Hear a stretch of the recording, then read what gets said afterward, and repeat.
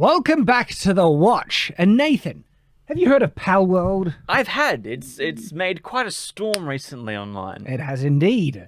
What do you know about Palworld? Palworld, it's I guess we call it an upcoming game that's made big numbers on Steam. That is basically the premise is twofold. One is Pokemon with guns, but it's also more of a survival kind of like Ark as well. It's a mesh of every genre together in its own off-branded way. Now, when you say upcoming, that's because it's in early access, so the official release hasn't happened yet. But they've sold like millions of copies. And they don't say the AAA studio, even though the budget for this game is like $6 million. Is it? But compare that to AAA, it's like movies, like 200 million or whatever. So they're kind of what you'd call, I guess, AA, where it's like they're not quite there yet. But I think this game's proven now that they're basically at that level. A lot of people playing it, and a lot of people saying that it's good, that they like it. Yes, but people also say that they hate it. Oh, okay. I've been seeing mostly positive things. Really? Yeah. Okay, well, the gameplay itself, people might enjoy, but people don't like it because of how it rips off certain ideas and premises of other properties. Let's talk about that. That's the main subject of this video, the idea of it being a rip-off of Pokemon. Yes. What are your thoughts first?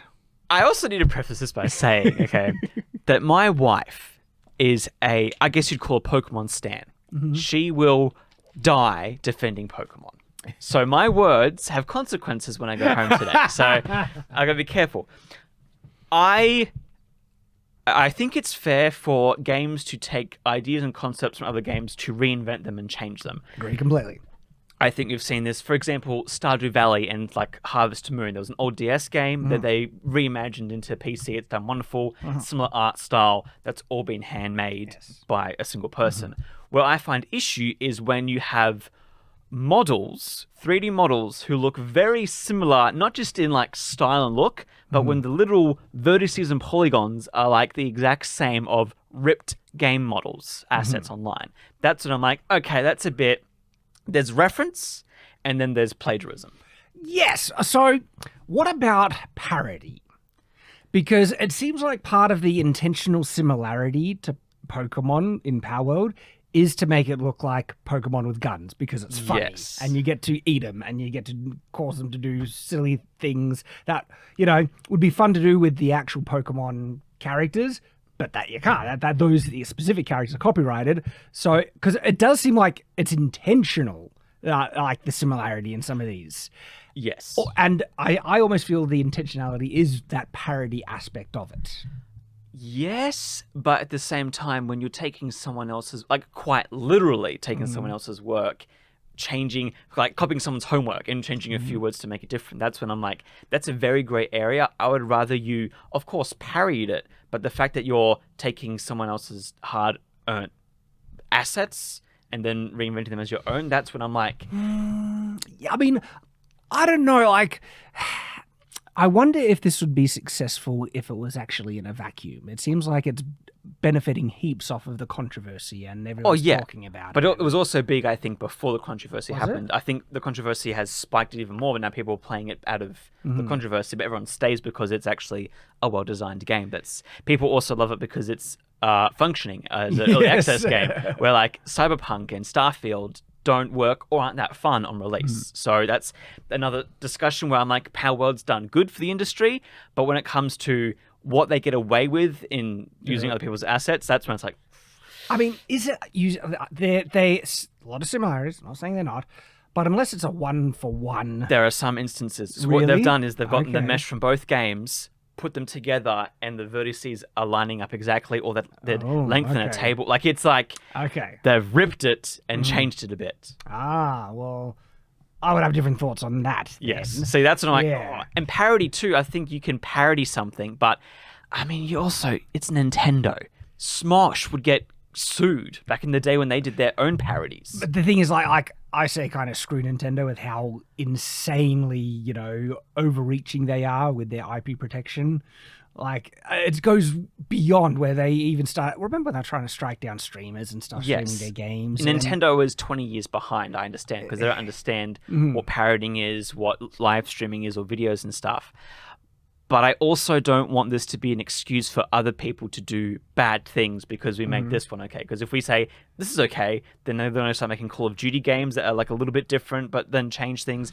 People might enjoy that. Like, okay, so like what if I reckon you'd be okay with, but also the developers wouldn't if they made what's the name coming out that you want to play? A Dragon's Dogma. Dragon's Dogma. Imagine a sequel wasn't coming. Someone ripped the first game's models, put it in Unreal Engine, and said, "Here you go. Here's a spiritual successor." Like, it's everything except the ripping the actual assets, because that is intellectual property. Yeah. The asset is made. That's actually like taking a product, a one for one, copy.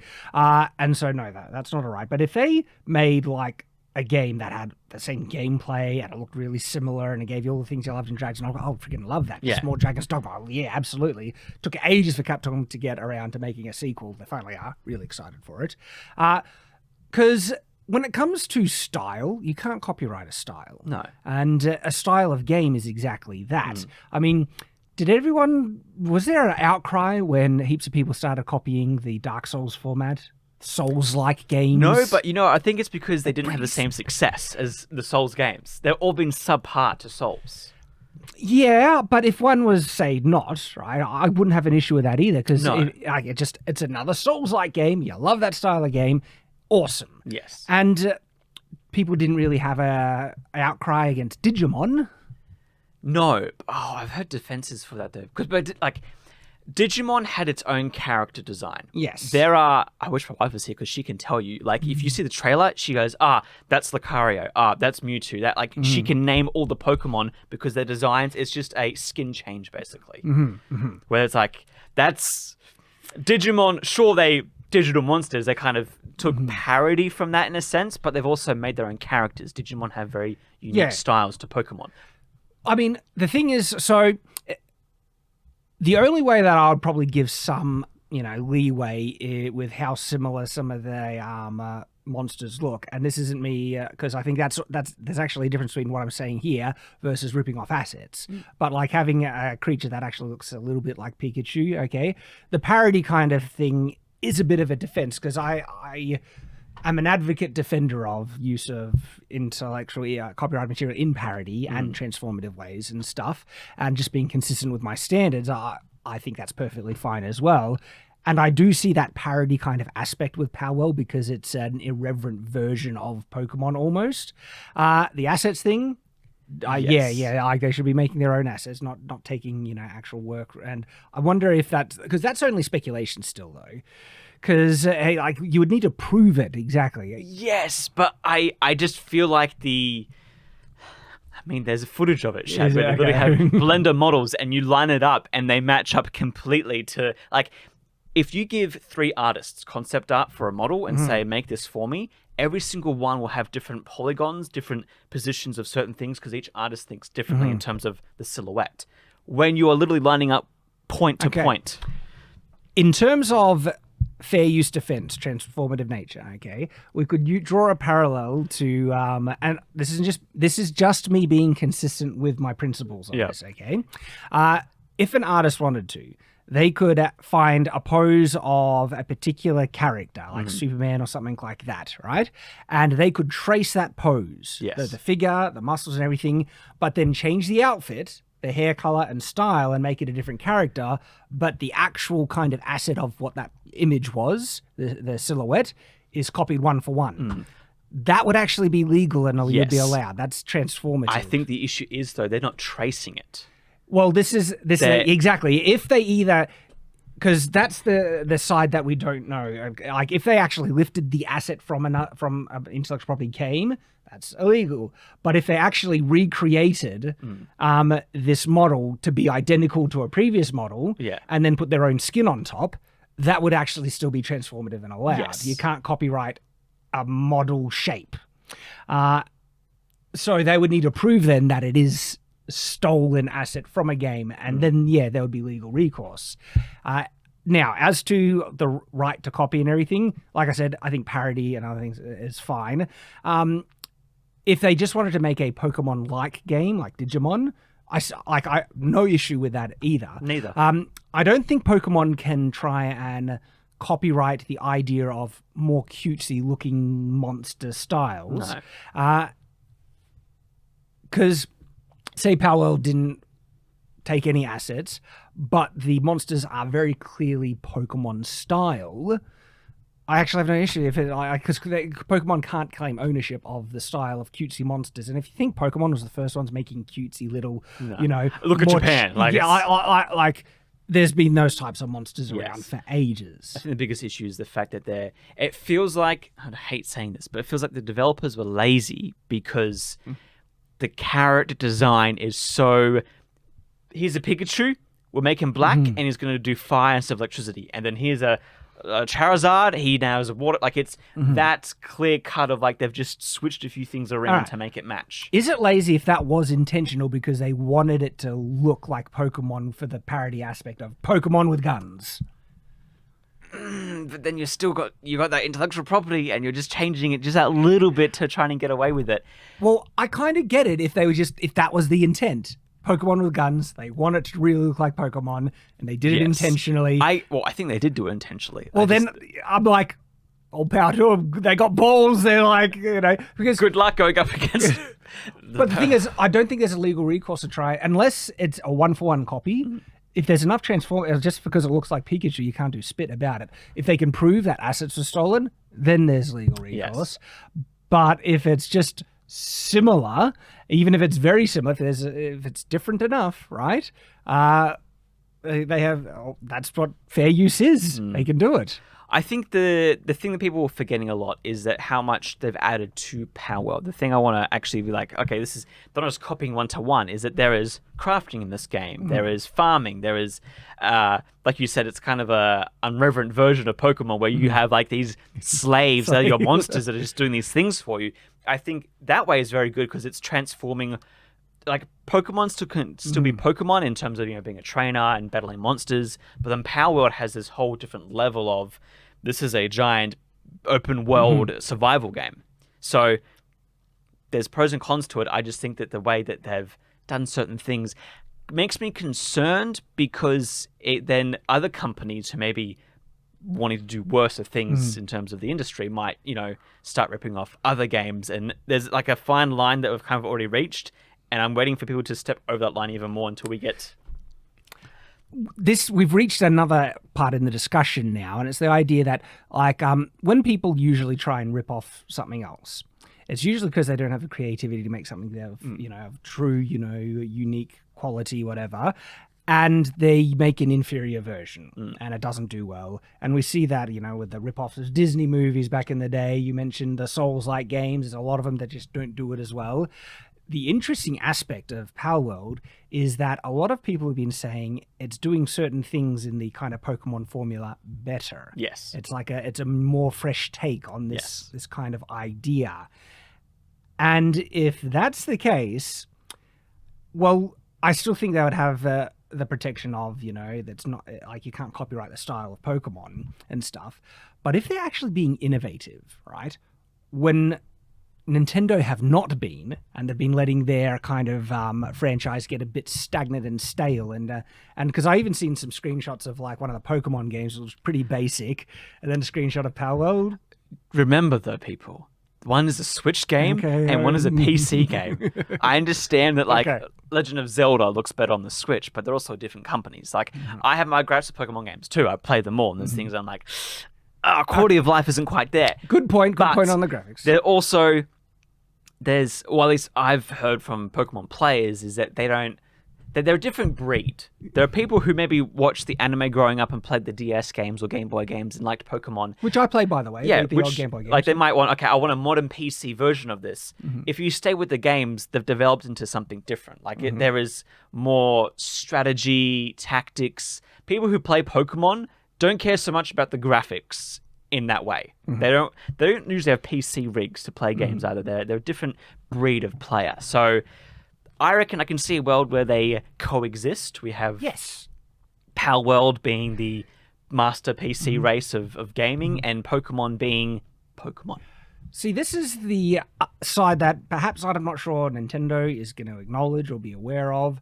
And I'm not addressing, I'll probably come back to it, but before I say what I think Nintendo might not be addressing beforehand, is the idea that this does seem to be good for the fan base or consumers that want this genre style of game, because it's giving them something more that's innovative and different, that's actually expanding in a creative way on this genre that didn't really seem like Nintendo was doing. And there's certain things Nintendo will never do. I'm not sure if they'll have, like, you know, slave Pokemon and guns and things like that. Like I said, it's edgy that Nintendo would stay away from. And so it actually is giving something to the consumer that the so-called king of this genre, the Pokemon, you know, style game would never do. Yeah. And so I count that as a positive, that now the consumer gets more variety, more innovation on top of it. And this is the thing that I don't think Nintendo might not acknowledge, and I think is important to be mindful of, is if they think that this is a threat to them, I think they're silly. I think that's dumb, because Palworld arguably is bringing a lot more people into this genre and style of game. And when you have people hooked on a style of game, well, the game doesn't last forever. And once they're done, they're probably going to want something else in this style. And what else is available? Pokemon games. Why do you think people are recreating Souls-like games and stuff? Because they want more Souls. They want more Souls-like games, okay?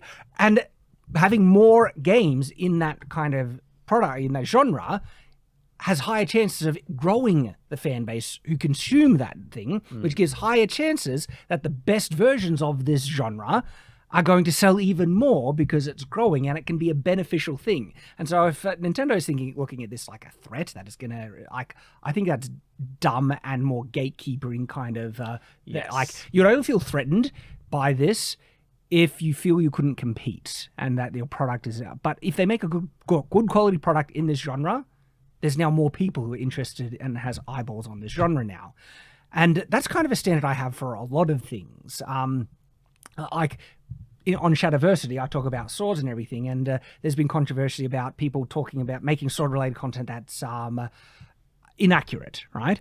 And even back when MatPat did a bad video on Knights versus Samurais and Vikings, my response was, more people talking about this stuff, the better. It just gives a higher chance they'll find my content and then find the correct information, even if I disagree with them. And so that is a consistent standard I held for a while, and I think there is truth to it, that more people making stuff related to, you know, the subjects you're involved in or you're interested in will just increase the fan base, and it can create a, you know, rising tide lifts all boats kind of scenario. I just think Nintendo, especially the lawyers that they have working for them, are very IP security focused. They don't care if it hurts, because here's the thing, you can only play a Mario game on a Nintendo console. You can only play a Pokemon game on a Nintendo console. I think they're very aside from mobile stuff, which took them too long to get onto, and even then it's like, okay, it's a cash grab scheme. But like, I think Nintendo don't see it that way, and I wouldn't say they're threatened, I just think that they want their exclusives to remain exclusive. And they'll do everything in their power, because we've seen it like with streams and video recordings. When a new game comes out, they'll just copyright strike you and stuff like that. Then it's in this case where I actually am even more happy Palworld did what they did, because Nintendo, like, they can protect the IP, right? But their stranglehold is way too much. They think that they can try and stop other people from doing cute monster taming type of games. I'm like, screw them. Let Palworld make something as a copy of them to just show that, no, like, they can't control this. They don't have ownership over it. They probably weren't even the first ones who came up with the idea, honestly. And so all power to Palworld. And that puts me more into there. And then if Palworld actually wants to do a parody and make it look even more similar, serves them right. Stuck on that, Nintendo. You know, the previous game that the developer made was a Breath of the Wild. Was it? Similar thing, where you played as a girl who would fly around in her parachute thing and craft and fight monsters. If it's a good game and people want more Breath of the Wild style games, that's just better for the consumer. I'm just saying that I'm concerned that the next 5 years are going to be just all Palworld clones as well, because of I wonder. If Nintendo was smart, right, they would make a more mature version of Pokemon and make a Palworld but official Pokemon thing. Like, seriously, if you think Palworld would sell millions, if Nintendo leaned into this and actually added guns or something in that, and it's like, hey, they shamelessly ripped us off, we'll shamelessly rip them off, but put in a bigger budget, better, quality, like gameplay and everything, they would clean up. They would. But they don't do that. Because they're dumb. They're just... They want to control things instead of actually embracing some of their expansion and innovation. Yeah, they are very slow to do anything good, and they're very slow to respond to fan feedback. And this is not just the game. This is like the trading card game. This is the app. This is even the anime. Like, they finished off Ash's story, and everyone's like, I want this, and I want that. I want this amazing finale. There was emotional moments, but it was also, I would say, in very, like, some areas, not much emotional payoff. Yeah. So I don't think they're just... I think also Nintendo and the Pokemon Company are too big in terms of this stuff. Palworld is a lot smaller studio, and they have a vision of, like, we are going to, do this and make people upset and have controversy, but also do it well. They're going to have more success in that way. But Nintendo and Pokemon, they also have so much money that I don't think it really... Yeah. Like, if they were smart, they would embrace it. If they were dumb, they'll try and take legal action. And that is just where, one, it's like the Streisand effect. It's just going to add more fuel to the fire, and Palworld will get more publicity and more people will hear about it, more people will buy it. And ultimately, I don't think they have a legal, except for the assets thing, but they don't have a legal recourse to try and fight the style or similarity. That's not going to work. And like, so far, I've only heard a couple of times, like, there was one tweet or something where Nintendo acknowledged it. Yeah, the lawyers are looking into it. But other than that, they've basically been, ignoring it. And that would be if they're ignoring it would be smarter than trying to take legal action, because it'll look bad on them.